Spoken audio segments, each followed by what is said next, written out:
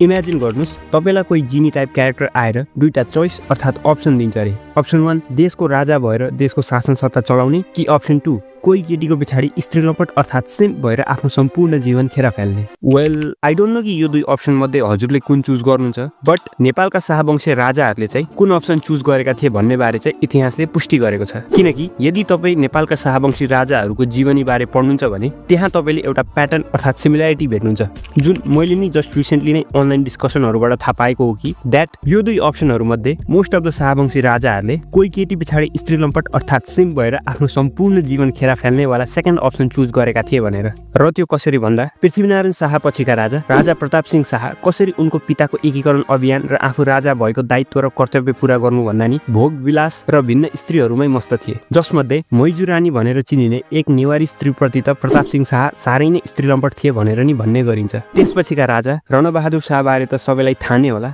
जसले कान्तवती झा नाम गरेकी एक मैथिली ब्राह्मण स्त्रीको लागि राजगद्दी नै त्यागेर जोगी बनेका थिए। अनि त्यसपछिका राजा गिर्वाणयुद्ध विक्रम शाह, वेल यो टपिकमा उनको बारे के भन्नु, 20 वर्ष पनि पुग्नै नपाई कलिलै उमेरमा उनको निधन भएको थियो, so let's skip him too. त्यसपछिका राजेन्द्र शाह, जसलाई नि एकदम असक्षम र स्त्री लम्पट भएको आरोप लाग्ने गर्दछ, किनकि उनले आफ्नो बुढी राज्यलक्ष्मीलाई अलमोस्ट सम्पूर्ण राज्यको शासन सत्ता सुम्पिदिएका थिए, जसको परिणाममा राणा शासनको उदय भएको हो भनेर नि भनिने गरिन्छ। र राणा शासनको उदयपछि त्यसपछिका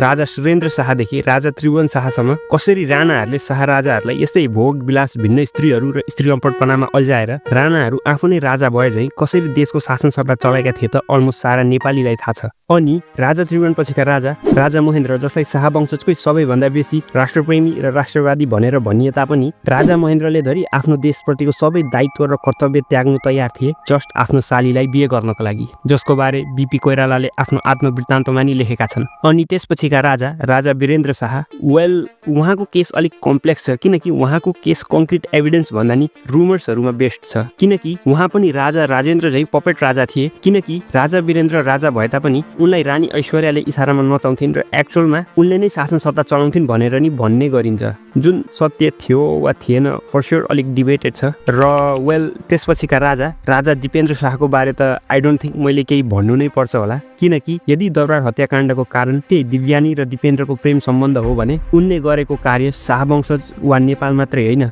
मानव इतिहासकै one of the biggest simp moment नै होला। सो